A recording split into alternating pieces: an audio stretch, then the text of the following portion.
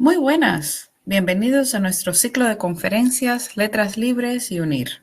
Hoy con el título Detrás de las páginas, cómo se hace una revista. Hoy contamos con el equipo editorial de Letras Libres que hará un recorrido por todo el proceso creativo necesario para elaborar una revista impresa y digital que marque la diferencia. Nos acompaña el editor de la edición mexicana, Eduardo Uchín Sosa, y Emilio Ribaud Delgado, editor del sitio web. Ambos abordarán las claves para aprender a confeccionar una revista, organización de textos, los tiempos, sin perder el rigor, la calidad y la identidad de la publicación. Emilio Uchín Sosa es músico, ensayista y editor de la edición mexicana de Letras Libres desde hace una década. Ha publicado varios discos, es autor de libros de ensayo, de un libro de crónicas y en los últimos años se ha especializado en la crítica musical. Destacan sus ensayos sobre la música en este sentido. Emilio Ribaud Delgado, periodista, que también nos acompaña, guionista y editor del sitio web de Letras Libres. Ha trabajado en diversos medios físicos y digitales dirigidos a públicos distintos y en los mismos ha planeado, producido y escrito contenidos tradicionales y multimedia. Muchas gracias por acompañarnos y os invitamos a disfrutar de la ponencia y del coloquio, con lo que cedo la palabra a Eduardo Uchín. Muchas gracias por la presentación. Buenas tardes y buenos días también si nos ven de México y Latinoamérica. Va a ser una presentación muy breve sobre la edición de revistas impresas. Una de las preguntas más comunes que uno tiene cuando edita revistas impresas es ¿por qué seguir insistiendo en los materiales impresos cuando el mundo es evidente que el mundo se ha digitalizado y que la mayor parte de nuestra información, de nuestras lecturas provienen de la web, ¿no? Pero yo soy de la idea de que las revistas impresas importan y también incluso si uno quiere hacer una publicación web, si uno quiere hacer un proyecto digital, la idea de las revistas impresas puede aprender mucho de ellas. Entonces un poco este recorrido es cómo la revista impresa te ayuda a pensar como una revista, ¿no? Una de las virtudes que yo creo que tienen las revistas impresas es que nos permiten pensar no solo en la inmediatez, o sea, se puede pensar en los tiempos, ¿no? Las revistas impresas, como ustedes imaginarán, necesitan de una planeación, necesitan determinado tiempo entre que uno encarga un artículo, uno lo recibe, uno lo edita y sale publicado, pasan alrededor de un mes y medio o 2 meses. Entonces, de alguna manera, obliga al editor, obliga a las personas que hacen una revista impresa a pensar a futuro, a pensar en una manera de enfocar ciertos temas que no responda a la inmediatez, que no responda solamente a responder lo que está sucediendo en el momento, sino que ayuda a prevenir, más o menos a ver los problemas a largo plazo. Y también a no olvidar algunos asuntos de la actualidad que por el mismo ritmo que tenemos de noticioso o de acontecimientos, parece que olvidamos muy fácilmente las cosas, ¿no? Entonces, cambiamos muy rápidamente de temas. Entonces, de alguna manera, las revistas impresas o planear de una manera como si fuera una revista impresa ayuda a enfocar ciertos temas, a enfocar ciertas problemáticas a largo plazo, verlas en su magnitud. Eh, Tengo una presentación que voy a tener, donde explico algunas de las virtudes de tener una revista impresa. La primera es la variedad de temas entre números, ¿no? Si no organizamos temáticamente una revista, a veces podemos caer en la repetición, ¿no? De estar siempre publicando textos muy parecidos. Entonces, planear revistas por números, mes con mes, en el caso de Letras Libres, que es mensual, o en la periodicidad que ustedes decidan, te ayuda a plantear ciertos enfoques que tienen que ser diversos para que la revista no caiga en la monotonía. En este caso pongo los 4 primeros números del año que hicimos en Letras Libres para ejemplificar cómo los planeamos nosotros.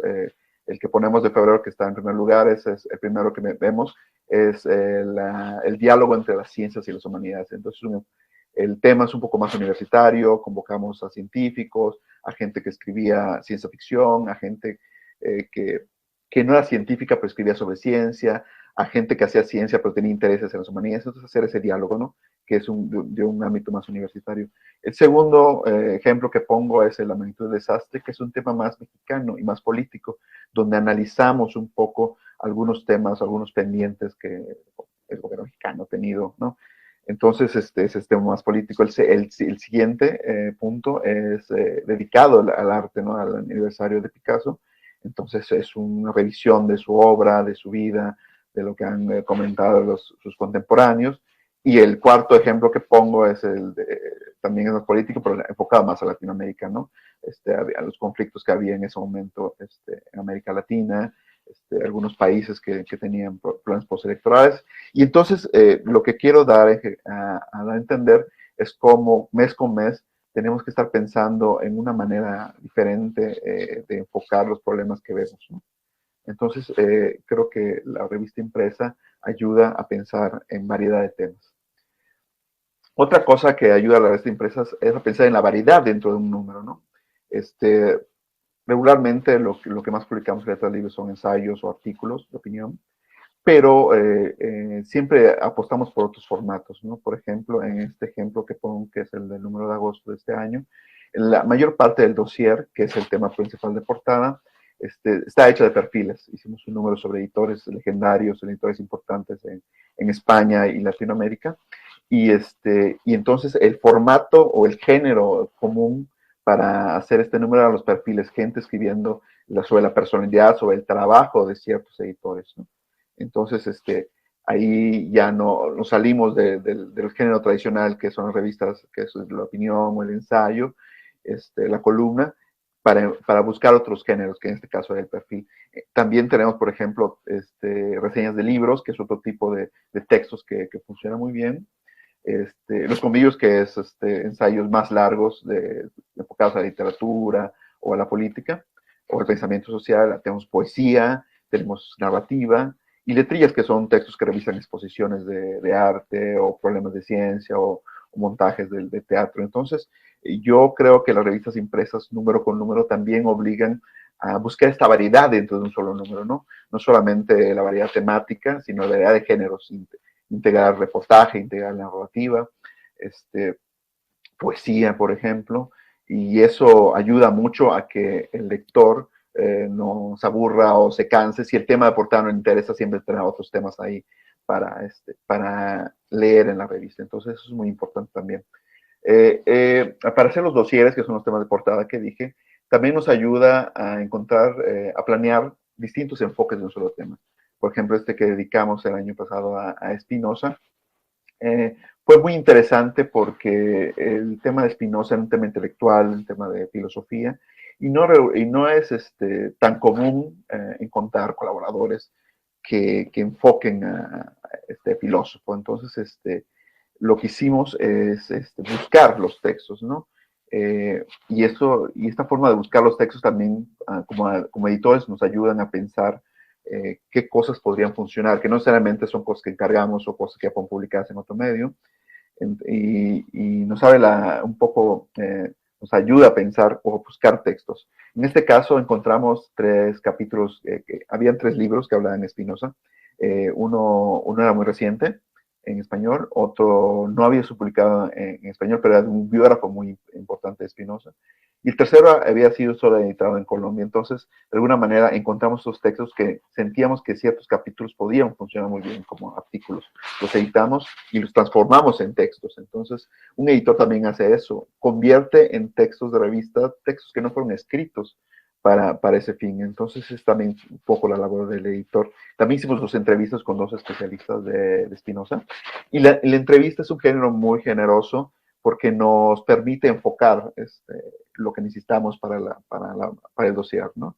Entonces, si tenemos cierto grupo de textos que ya tocan ciertos aspectos de un autor o del tema que queremos ver, la entrevista, podemos planificar entrevistas que intenten cubrir los huecos que no han sido cubiertos por los textos que ya tenemos o que ya nos cargamos.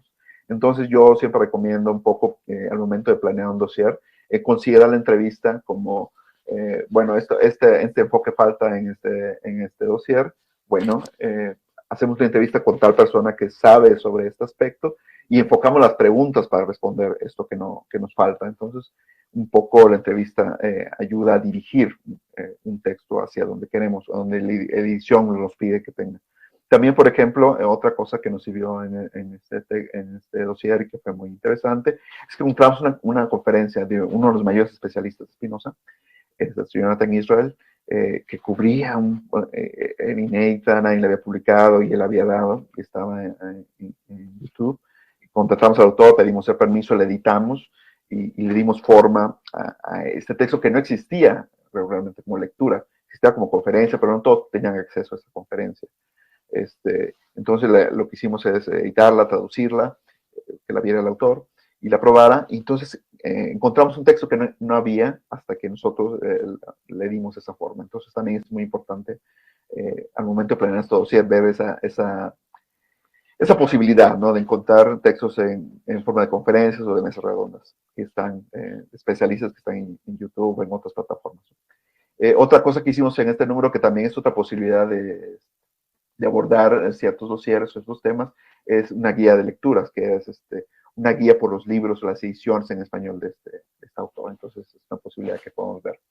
Este es otro ejemplo que hicimos sobre periodismo, que buscamos una entrevista con una periodista que quisimos abordar el tema del periodismo, los riesgos, y es una entrevista con una periodista venezolana de México. También hicimos un ensayo sobre los problemas laborales del periodismo. Buscamos otro enfoque que era un periodista nicaragüense que había estado en el exilio por motivos políticos. Buscamos a alguien que hiciera un perfil de otro periodista que también tenía problemas por publicar después de haber hecho un artículo polémico. Y encontramos también en YouTube una mesa de diálogo entre dos periodistas rusos que nos hablaban un poco del conflicto que hay en Rusia. Entonces, en lugar de buscar intentar contactar a un periodista ruso, que es muy complicado, que es quizás muy complejo para tener esto en el dossier, encontrar una conversación que existía y convertirla en un texto también ayuda a hacer nuestro dossier. Otros recursos para hacer un dossier, por ejemplo, es hacer un mosaico de opiniones. Cuando hicimos un número sobre las empresas culturales, sobre los problemas que, este número fue en medio de la pandemia, esos problemas que está enfrentando la gente de cultura en ese momento tan complejo, la pandemia en el primer año en el que se cerraron muchos lugares y muchas actividades están detenidas, le preguntamos a un montón de gente que se dedicaba a hacer teatro, a montar exposiciones, a editar libros. Hicimos varias preguntas, hicimos textos con las respuestas, editamos las respuestas y creamos textos que abarcaran el teatro, que abarcaran los libros, que abarcaran el cine, la producción de cine. Entonces, así creamos un tipo de mosaico de opiniones que nos da un panorama de lo que estaba sucediendo. Entonces, es otra manera de crear un texto, ¿no? Otro ejemplo, otro recurso que también es interesante al momento de abordar un tema es, por ejemplo, la línea del tiempo. Este texto que también publicamos en los momentos más duros de la pandemia, abordaba un poco en este reportaje cuáles eran las dificultades del trabajo, ¿no? De cómo se había paralizado en algunos aspectos, en otros, en los llamados trabajos esenciales seguía. Pero entonces, como se puede observar en la línea de abajo, creamos toda una cronología de los sucesos, cuando empezó la pandemia, cuando empezaron las personas a ser confinadas en sus hogares, qué otras medidas vieron a través del trabajo. Entonces, de alguna manera, mientras el reportaje se veía arriba y se podía leer, abajo había una serie de indicadores que te decían cuándo fueron aconteciendo las cosas. Y eso era muy útil para el lector. Y sigue siendo muy útil ahorita si uno quiere recordar más o menos cómo se fueron dando muchos acontecimientos en un momento crucial, ¿no? De hace unos pocos años. Entonces, creo que eso también ayuda mucho para el lector y para ayudar a nuestro dossier. Otro es estos recursos que son infografías. Esta que vimos, fue un número dedicado a la Primera Guerra Mundial. Entonces hicimos un recorrido minuto a minuto de cuál fue el recorrido de Francisco Fernando con el que empezó, que era la Primera Guerra con su asesinato. Entonces hicimos un recorrido minuto a minuto que se puede observar en la pantalla, como por el camino que fue recorriendo y lo que fue pasando hasta el momento que lo asesinan y lo que pasó después. Entonces eso ayuda un poco a ubicar el acontecimiento central que dio origen a la Primera Guerra Mundial. También otra cosa que hicimos fue recuperamos en un libro una serie de bocetos, de retratos que había hecho un pintor, un dibujante, que había estado en unas regiones de la Primera Guerra Mundial, y eso nos ayudaba o le ayudaba al lector a ver cómo eran las personas que participaron en este conflicto. Entonces, eso de alguna manera servía para acompañar los textos y también daba un tipo de información que no proporcionaban los textos escritos, que abordaban otras cosas muy interesantes. Pero entonces los retratos de alguien que estuvo ahí nos hablaban de las personas que participaban. Entonces nos parecía que era muy interesante acompañar nuestros textos, nuestro número sobre la Primera Guerra con estos retratos. Otra cosa que también hicimos es agarrar textos que no eran ensayos, que no eran reflexiones históricas, que eran la materia prima de nuestro dossier, incluirlos, que en este caso incluimos la poesía de la Primera Guerra Mundial, gente que estuvo en la Primera Guerra Mundial, que eran escritores y que eran poetas, lo que escribían y que estaba influido por el acontecimiento que habían vivido. Entonces, eso, en cierta manera, completaba la idea de nuestro número, que era mayormente histórica, pero proporcionaba algo que no proporcionaba el texto histórico, ¿no? Un tipo de sensibilidad, tipo de texto, y eso me parece que ayuda a redondear los temas, ¿no? Otro recurso, por ejemplo, es la antología. Esto es muy parecido al mosaico de opiniones, pero en este caso son recopilaciones ya publicadas, ¿no? En este caso que hicimos el dossier de Picasso, nos pareció interesante también recopilar testimonios de gente que había conocido a Picasso y lo había publicado. Entonces, textos de Dalí, Jeffrey Stein y otras gentes que habían conocido y que habían salido en fragmentos de sus libros. Entonces, era de una manera localizar esos fragmentos en cosas ya publicadas, crear un mosaico nuevo que no existía, un tipo de texto que no existía hasta que lo integras todas estas opiniones. Entonces, es otro tipo de recurso que nos ayuda a crear o a completar nuestro dossier sobre el tema que queríamos, ¿sí? Otro recurso importante, otra cosa importante al momento de hacer una revista es la distribución del planillo. Las revistas impresas tienen un número limitado de páginas y regularmente son múltiplos de 16 o múltiplos de 8, que son las que, según lo que imprimen las imprentas. Entonces, cuando hacemos nuestra revista es muy, muy importante hacer planillo, que es decir, cómo distribuir los textos alrededor de esas 80 páginas, 88 a veces, y, y darles cuánto espacio van a ocupar esos textos. Y eso nos permite tener un control mayor sobre nuestra revista impresa. Eso nos permite pensar, bueno, si vamos a encargar un texto, cuánta extensión le vamos a dar, en cuánto tiempo tiene que terminar también según la complejidad del texto que carguemos. Y también nos ayuda a que si hay un imprevisto, que entra en publicidad de último minuto, si hay un acontecimiento, si un texto no llega, si llega uno que no tenemos planeado pero que es muy bueno, o lo que encontramos en la web que sería bueno traducir.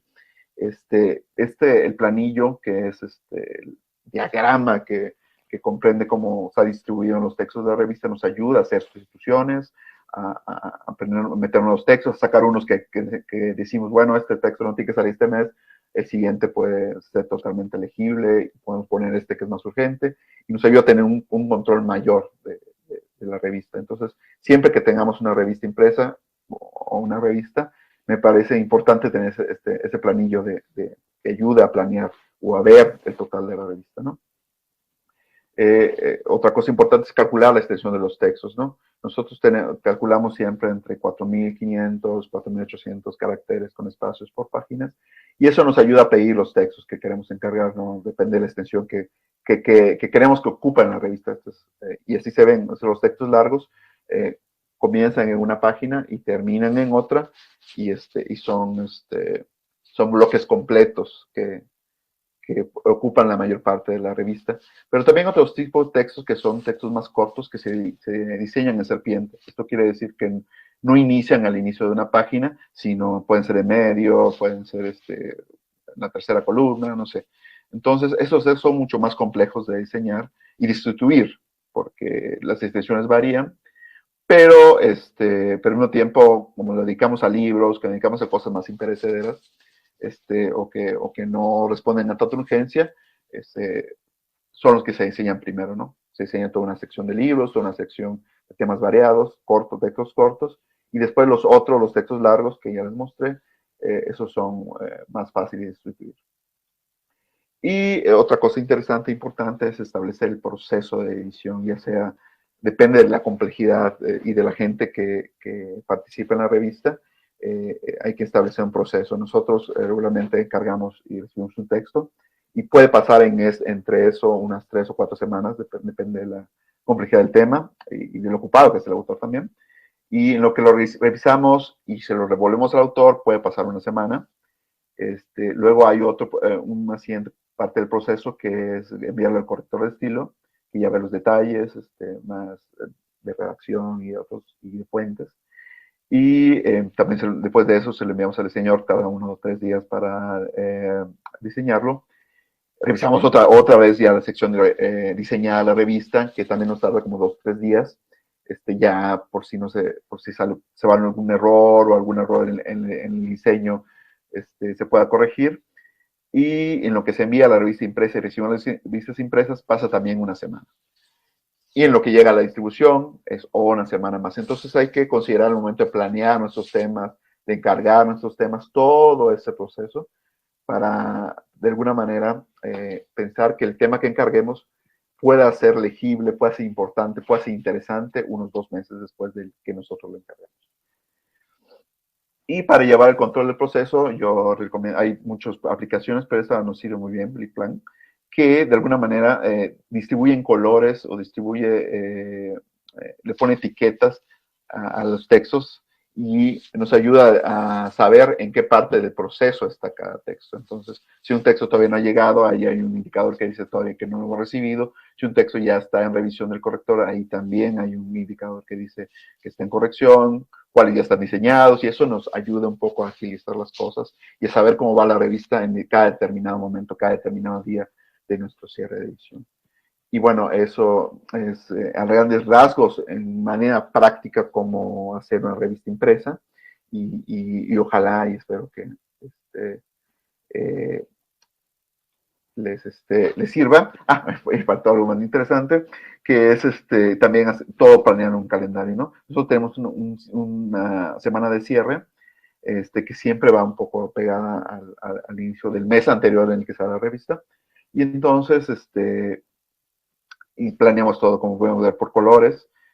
Vemos cuando entregamos imprenta, vemos cuando recibimos las pruebas de imprenta, cuando cerramos las fechas en que ya los anunciantes dicen hasta cuándo van a entregar su material. Entonces, todo lo que involucra el proceso de edición, yo recomiendo siempre estar calendarizado. Y eso es también muy, muy importante al momento de hacer la revista. Y bueno, y espero que si hay alguna pregunta al final lo puedan hacer. Muchas gracias. Muchas gracias por esta brillante charla y la reflexión sobre la importancia de la revista impresa, tan necesaria en la actualidad, y ese diálogo entre las ciencias, las humanidades, el arte, la filosofía y la variedad de géneros, y sobre todo la mirada a América Latina. Muy interesante. Y bueno, con esto cedo la palabra a Emilio Ribao. Gracias, Yanelis, y bueno, gracias a UNIR por este espacio, gracias a todos los que nos están siguiendo. También tengo una pequeña presentación que quiero compartirles. Un poco voy a hacer el mismo recorrido, voy a tratar de hacerlo más rápido, porque no tenemos tanto tiempo. Bueno, un poco la historia creo que ayuda a situar qué es lo que hace la página de internet de Letras Libres. Letras Libres desde 1999, en que se fundó, ha tenido un sitio web que ha pasado por distintas etapas. Empezó siendo un repositorio digital del impreso, luego se le incorporó un blog en el cual colaboradores, gente del equipo de la revista podía subir notas breves sobre temas que por la coyuntura no alcanzaban a entrar en el impreso, y fue creciendo, teniendo ya una cada vez más autonomía, incorporando colaboradores propios, formatos distintos como videos y podcasts, y pues actualmente pues, lo que es un sitio web o una revista digital. Web versus impreso creo que es básicamente entender que web, y voy a plagiar aquí el título de una película famosa, es todo en todas partes al mismo tiempo. todo el contenido de la revista impresa, desde el número 1 hasta el número 299 que está actualmente, está en el sitio, más el archivo de la revista Vuelta, más todo lo que se ha publicado en web, y todo está potencialmente a mano de los lectores en cualquier momento. Los lectores además están en todas partes del mundo y pues todo el tiempo estamos publicando diariamente, más de una vez al día. Estamos compartiendo en redes sociales, pues también muchas veces al día, de artículos nuevos y artículos viejos. Y quizá lo más importante de esto es que todo esto se puede medir. Creo que como llegaremos a ello, pero la posibilidad de medición es algo que nos da como editores web una herramienta que en el caso del impreso no es que no exista, simplemente es menos precisa. Aunque también se puede complementar con las mediciones web, dado que la revista impresa se lee en web. Bueno, nunca es lo mismo. No sabemos con exactitud cuánto tiempo pasa una persona leyendo una revista impresa, por ejemplo, pero sí podemos saber cuánto tiempo pasan leyendo un artículo en el sitio web. Voy a hablar ahora del proceso a grandes rasgos. El principio es elegir temas.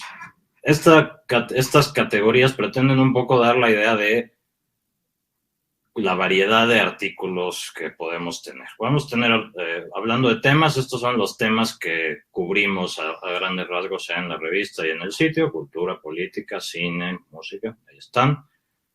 Estos son los formatos: artículo de opinión, entrevista, podcast, post en redes sociales. Lo pongo porque, como veremos adelante, las redes sociales son un apéndice, pero cada vez más un apéndice autónomo de la parte web. Luego la proveniencia, que esto no tiene gran valor descriptivo, pero nos ayuda a entender que, bueno, a veces tenemos la mayoría de las colaboraciones son colaboraciones que pedimos directamente, pero también hay colaboraciones que llegan espontáneamente de colaboradores conocidos o por conocer, que también tienen que ser tomadas en cuenta. Hay traducciones, que son un caso especial. Hay artículos de la edición impresa, que en términos del trabajo de web los tratamos de una manera particular.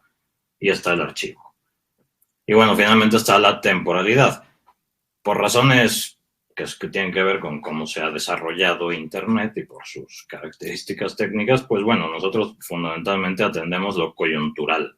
Porque si ocurre algo hoy que amerita atención y que tenemos que cubrir, podemos hacerlo hoy mismo, ¿no? A diferencia del impreso, que está sujeto a todos los tiempos de producción que ya explicó Eduardo. Dentro de lo coyuntural, pues entran la respuesta a hechos noticiosos, aniversarios, efemérides, tendencias en redes sociales, que también pueden ser inspiración para textos, pensando sobre todo, bueno, en algo que hay que pensar, que es el tráfico. Lo actual es un poco menos inmediato que lo coyuntural y, bueno, está lo que es impresión temporal, que son, pues, inquietudes propias de autores o de editores, series temáticas, creación literaria, todo aquello que podemos publicar hoy o dentro de un mes y que puede más o menos tener la misma atención, que no está sujeto a estos tiempos periodísticos. Estos son un par de ejemplos de lo que estoy hablando, ¿no? Este es un artículo que entraría dentro de cultura, es un artículo de opinión, es solicitado y es impresión temporal, habla de cómo los teléfonos celulares ayudan a organizar las actividades. Esto es un cuento que habla sobre inteligencia artificial, o está de algún modo enmarcado en el tema de la inteligencia artificial, entonces es una aproximación diferente a un tema que puede abordarse de muchas maneras. En general, ¿qué buscamos en un artículo? Que sea un tema que nos interese y que sea oportuno, que tenga un ángulo novedoso, que formule una opinión clara, que tenga información sólida y que tenga un estilo atractivo. Vamos a ver de qué se trata esto, que es el siguiente apartado. El tema y el ángulo. El tema, a grandes rasgos, es de qué trata el artículo. En general, pues tienen que ser temas que nos interesen, que sean afines a la línea de nuestra publicación o de su publicación, de la publicación de la que se esté hablando. Si son actuales o coyunturales, pues en general porque pueden llegarnos a cualquiera de los editores y pues muchas veces es decirle al colaborador, bueno, tu artículo no puede entrar en el impreso porque va a salir muy tarde, va a entrar en web y ya está. El ángulo es desde dónde se aborda, qué parte del tema se está contando. Nos interesa que haya ángulos que estén poco o nada explorados. No nos interesan las aproximaciones enciclopédicas. O sea, voy a hablar ahorita. Estos ejemplos que vienen abajo son de inteligencia artificial. Bueno, no nos interesa un artículo que explique a grandes rasgos qué es la inteligencia artificial, porque pues para eso existe Wikipedia. Tampoco nos interesa una aproximación hiperespecífica, porque eso pertenece más al terreno de lo académico, quizá, de lo muy especializado. Creo que en general la definición que buscamos es la de que sean artículos pensados en públicos amplios, pero cultos, no especializados, pero en fin, gente con un conocimiento, con una curiosidad omnívora. Estos son ejemplos de lo que hablo, ¿no? Estos 3 artículos tienen como tema la inteligencia artificial, pero tienen ángulos muy distintos. Esta es la inteligencia artificial como herramienta de ayuda para personas con discapacidades, como una persona con problemas de visión. Esta tiene que ver con la inteligencia artificial como instrumento para hacer cumplir la ley, y esta tiene que ver con la inteligencia artificial y los guiones de cine. Son ángulos de un mismo tema. Luego cada uno podría tener subángulos, pero eso ya es como meterse en un hoyo de gusano, alguna de esas cosas.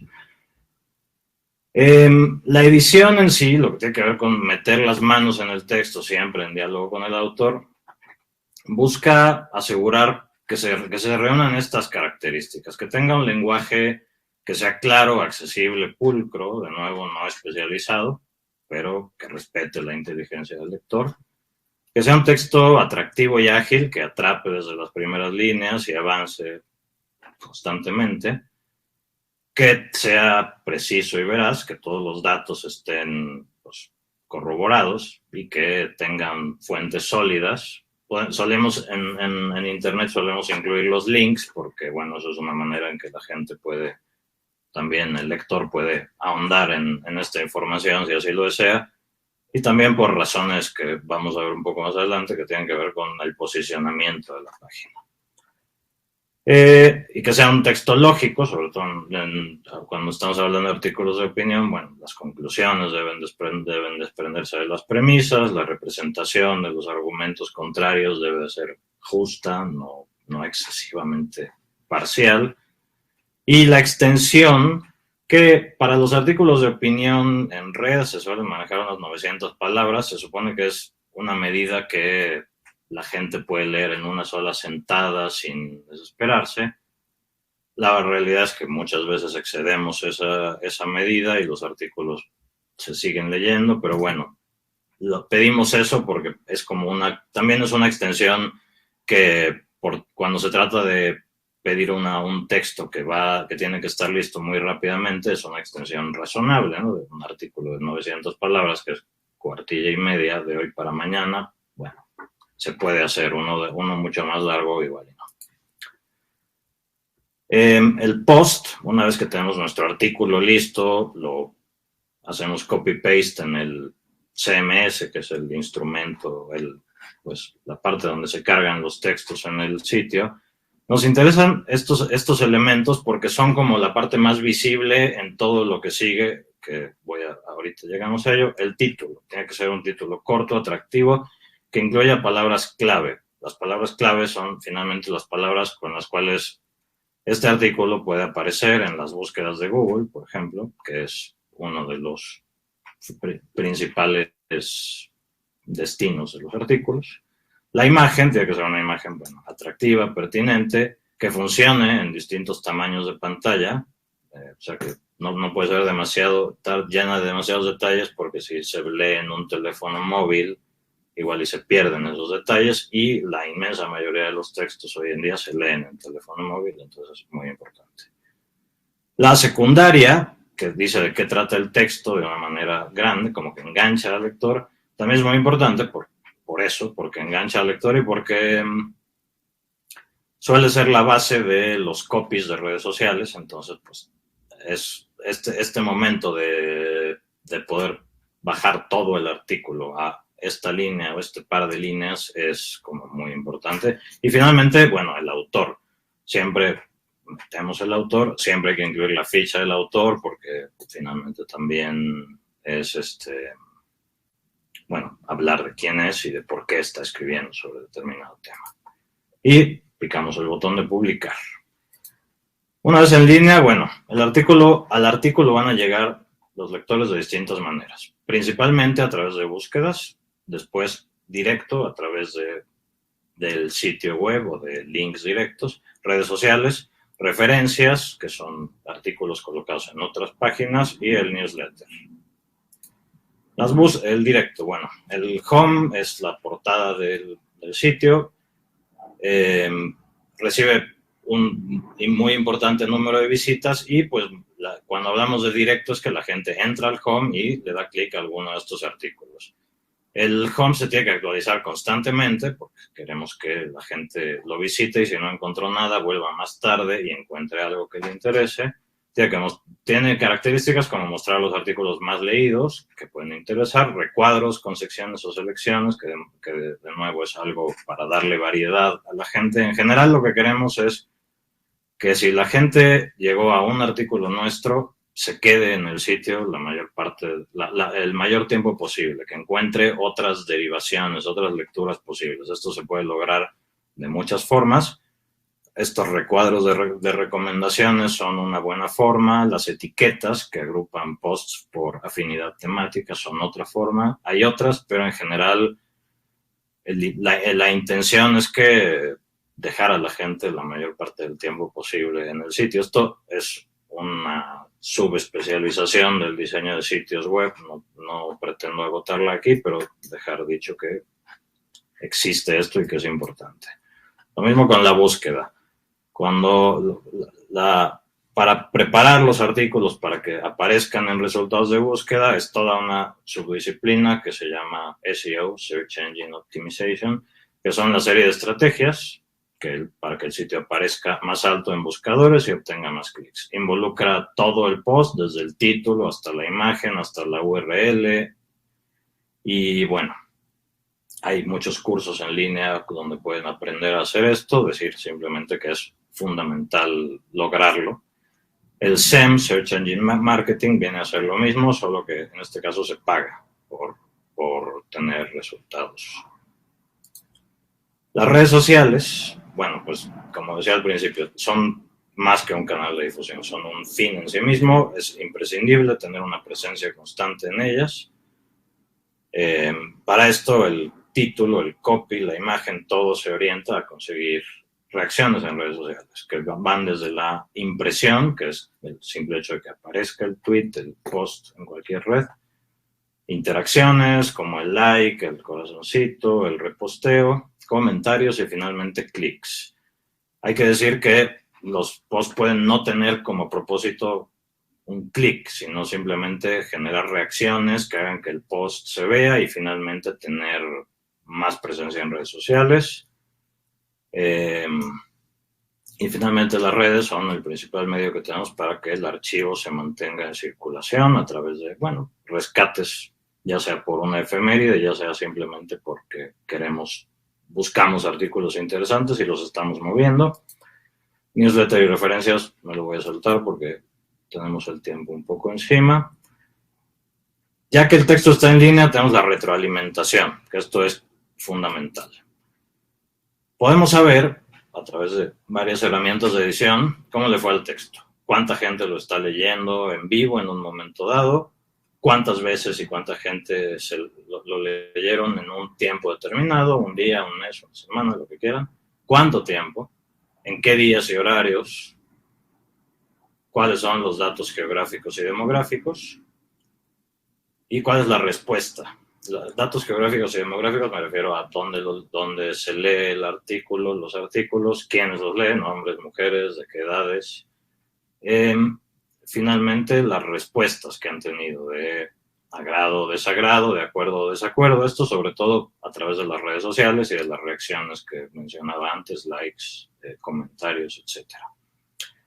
¿Para qué nos sirve saber todo esto? Bueno, en un plazo inmediato, porque podemos modificar los títulos, los copies, las imágenes, y de repente vemos que un artículo que creemos que es interesante no está teniendo la respuesta que quisiéramos, pues probamos mover alguno de estos elementos, a ver si con esto mejora.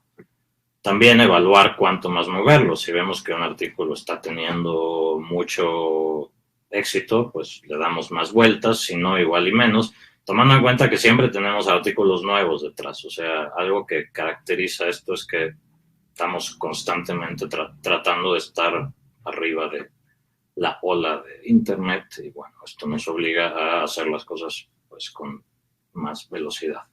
Determinar calendarios de publicación, esto es saber qué días de la semana, en qué horarios, etcétera, nos conviene más publicar para tener mayor impacto. Comisionar textos pensados para determinados países o regiones. Por ejemplo, en el caso de Letras Libres sabemos que tenemos una buena cantidad de lectores en México, España, Argentina, Chile.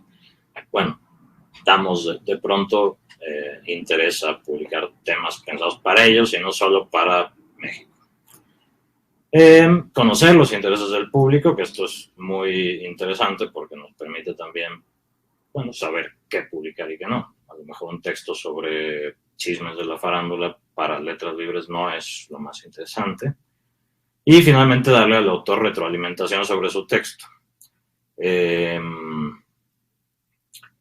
Es decir, decirle, bueno, no solo cuántas vistas tuvo su artículo, qué reacciones obtuvo, y si vimos que fue un artículo muy bueno, pues decirle, oye, pues a lo mejor quieres escribir más artículos sobre estos temas o en este estilo, o por el contrario decirle, pues ese tema simplemente no le interesa al público, busca otras cosas. Ahora, llegando a esto quiero decir, para terminar, que al final en Internet y en el impreso, a todos como editores nos anima el interés por buscar textos interesantes que digan algo sobre los temas de la revista, sobre el momento en el que vivimos, que lo digan de una manera novedosa. O sea, es un trabajo que implica tiempo, creatividad, curiosidad, conversación, crítica. Es un trabajo que a los que lo hacemos nos apasiona, y con el tema de la medición y todo eso no quiero decir que tengamos que ceñirnos a eso, no debemos de caer en la tiranía de los números. Los números son muy útiles porque también son una manera de saber qué está pensando el lector, que es una pieza muy importante, pero bueno, no debe de ser lo único. Hay que combinar el conocimiento de lo que está pensando el lector con lo que queremos como editores y como revista hacer. La edición no es un algoritmo. Listo, pues muchas gracias. Gracias. Muchas gracias, Emilio, por esta alusión a... Me ha encantado la referencia a esta especie de Aleph, que es la revista Letras Libres, que incluye a todos en todas partes, desde todos los lugares, manteniendo, por supuesto, las señas de identidad y la tradición y trayectoria de lo que ha sido la revista Letras Libres, un referente para toda la América Latina, bueno, y también para España. Bueno, tengo alguna pregunta de los participantes que dice lo siguiente. Es una pregunta un poco difícil. ¿Qué es lo más difícil que has encontrado en la labor como periodista y en particular como editor, y cómo lo has sorteado?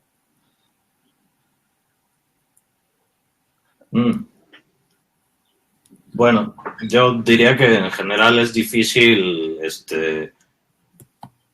encontrar colaboraciones buenas, es difícil también de repente rechazar colaboraciones no tan buenas. Hay un componente humano que tiene que ver con el trato con los colaboradores, que no es que sea difícil, es la parte más desafiante, es la parte que requiere más, bueno, sensibilidad y conocimiento mezclados en alguna proporción.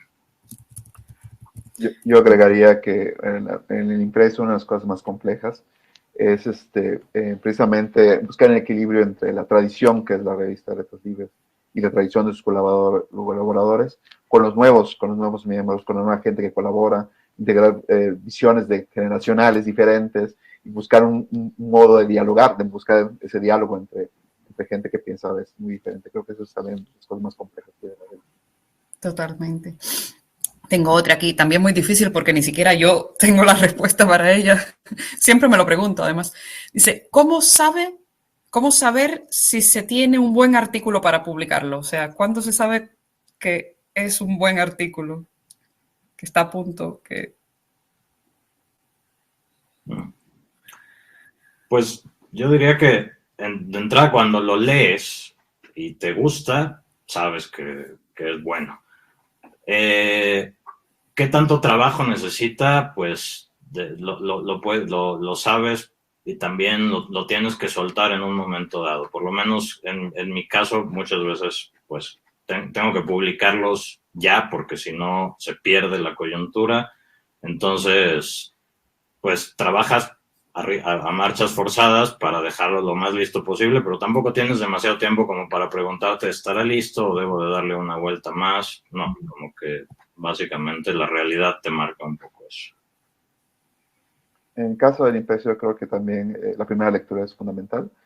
Y también es importante decir que no necesariamente esa primera lectura se da por el estilo del autor. A veces el autor no es un estilista de la prosa, pero no tiene un enfoque interesante o es experto en un tema en el que no todo el mundo ha hablado. Entonces, ese tipo de características que tiene un texto, también un editor debe estar alerta para identificarlas y saber cómo se puede convertir en un texto ya que lo trabajes, ¿no? Durante el texto.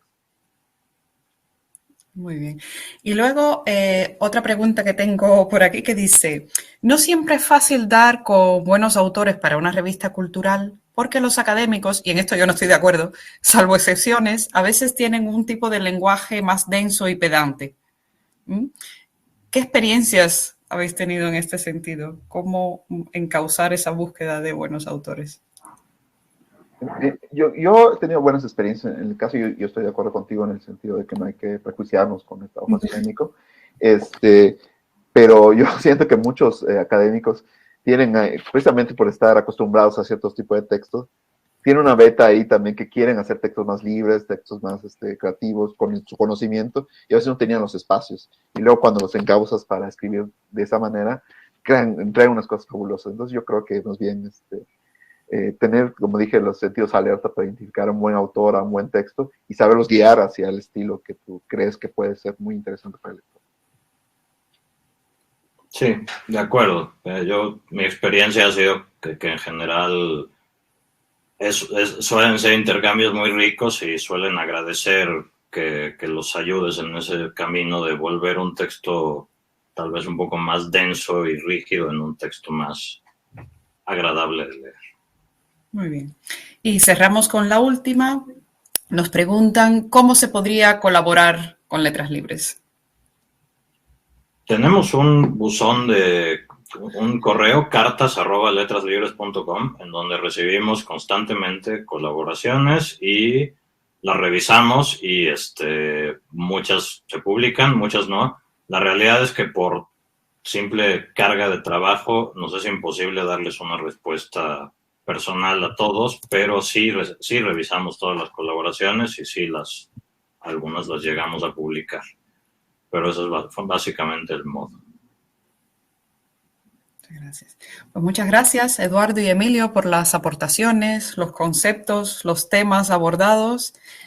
Muchas gracias a los participantes y con esto clausuramos la sesión y nos despedimos hasta el próximo encuentro de nuestro ciclo de conferencias Letras Libres de UNIR. Esperamos seguir contando con vuestra presencia.